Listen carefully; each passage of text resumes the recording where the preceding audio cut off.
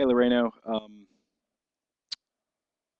Yeah, I mean, I could say a lot of things, I guess, or we could go over a lot of topics, one of the reasons that I didn't, uh, reply, I guess, in the way that you might have wanted to, or I maybe had, uh, might have been best, um, is because I wasn't really sure where to, what the questions were, and what I'm not even sure what the issue is that we're really even debating here. I mean.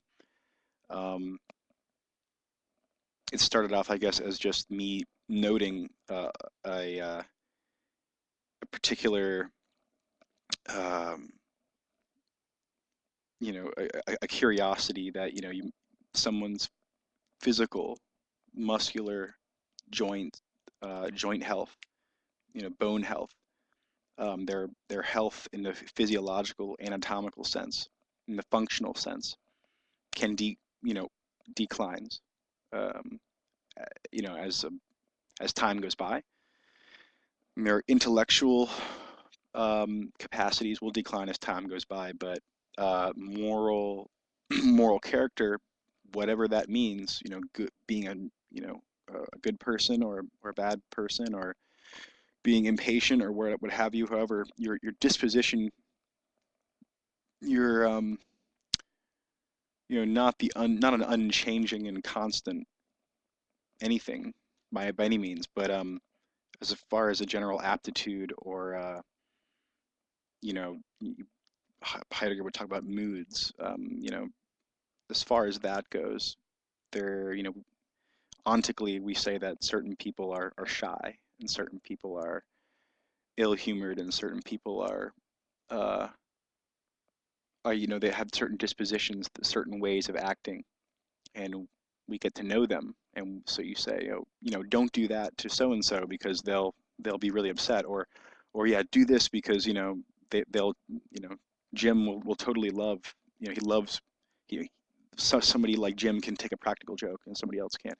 It's just these certain ways of being, ways of behavior that are not reducible to um, you know anatomical and physiological considerations or reflective abstractive behavior, but that um, there just seem to be a more enduring part of the structure of subjectivity, you could say, um, which is sometimes characterized by moral, sometimes called moral character.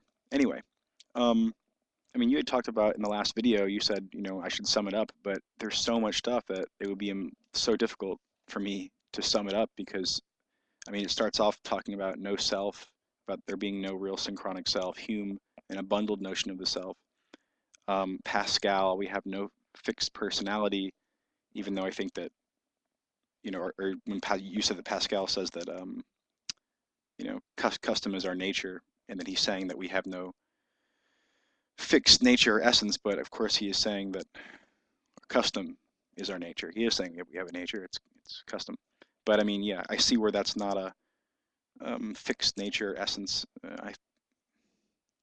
Um, Subjectivity, you're saying that it's not clear and present thinking substance. I can't comment on that because I wasn't saying that, and you aren't either. So I don't know. You said that we're not autopoietic, and I guess we're using autopoietic in two different senses. Um, you know, One is used in biology by Maturana and Varela, especially by Francisco J. Varela, who was a biologist who wrote a book called The Embodied Mind. Um, and a large part of their book was based on Heidegger. And so, I didn't know what you're referring to there, but maybe you were talking about, you just stuck auto in front of poiesis and were using the literal term, which, you know, again is confusing because poiesis doesn't have to do with praxis. Is something different. It's not, it doesn't have an end or a goal to it. It's self-creating in the sense that it's not anything having to do with consciousness or anything. But anyway, I guess we were using different terms there, and I apologize. Different senses, I mean. And then you're talking about projecting possibilities, that projecting possibilities is made possible by reckoning with our death and becoming resolute in our projects and appreciating our finitude. And I don't know, man. Like I don't mean to be, a jerk. I don't. I just, if that's the way I come off, I'm sorry. It's just that, I mean, reckoning with one's death, being resolute in projects, appreciating finitude. I mean, there's just it just gets to the point where it's almost like people being like, oh, it's all about being, embodiment, or being embedded, or inactive, or extended cognition. Like like these, you just hear these. I mean, I don't want to say cliche, but you just hear these key phrases, these catchphrases over and over again, and they're not really, it's after a while it just becomes like, okay, well, really, what are you talking about? What do we mean? Not like just what are you talking about? What do we mean? I mean, saying reckoning with one's death. I mean, I don't think that Heidegger means literally the moment that you're actually going, your organs shut down and you die. I mean, I don't think that's what he's talking about. I think that that would be an ontic, uh, an ontic objectivist. I mean, that would be what he calls perishing. He says that other animals perish and only Dasein dies. Um, I think that, you know, that I don't think that death is supposed to actually signify like death the way we would normally think of it in ontic fashion. I think it has to do with possibilities, and that projecting one's possibilities has to do with not only positive but also impossibilities. And that resolute is going headlong, um, and being able to accept the consequences for, or just be able to accept the inherent guilt and anxiety, which are also really specifically not, terms not used, as in the same way that we use them every day. I don't think, I think in being resolute in our projects, you know, I mean, I really don't think, just based on my reading of Heidegger, uh, you know, while while Heidegger is trying to characterize, um, our everydayness in the world,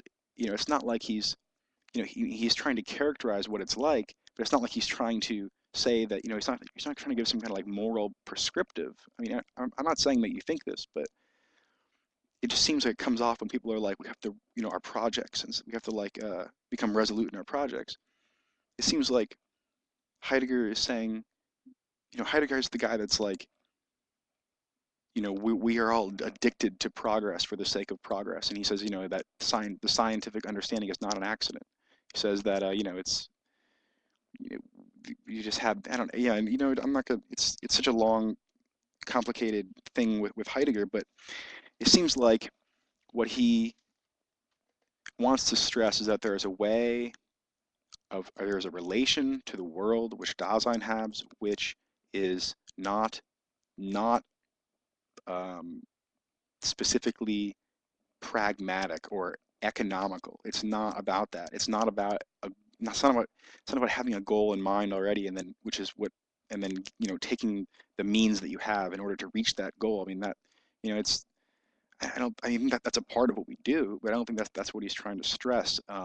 I think he's trying to stress something that's more poetic, more artistic, more expressive, and which is more like taking the means that you have and making, just and being the author of being authentic and making a goal instead of having a goal in mind, which is exactly what, your pragmatic projects would be to have some goal in mind and then see what you have around and then do it. Whereas it's just the opposite is basically play, in a sense, which is expressive, creative, authentic, being the author. You realize that Heidegger, of course, is like hugely inspired by Nietzsche, so this all makes sense. Um, Appreciating our finitude, totally. What exactly does that mean? I don't know. And anyway, I mean, I guess I agree, but it depends what you mean. If you mean thinking about death and how you're going to die, as we, thinking about that, how that's going to happen all the time with every word as we speak. I don't think that's not what he's talking about. I don't think, but there's a lot of stuff you said, and it's all over the place. And I rather just what we do is just reset, pick a new topic because I'm not really even hyped up about this anyway. So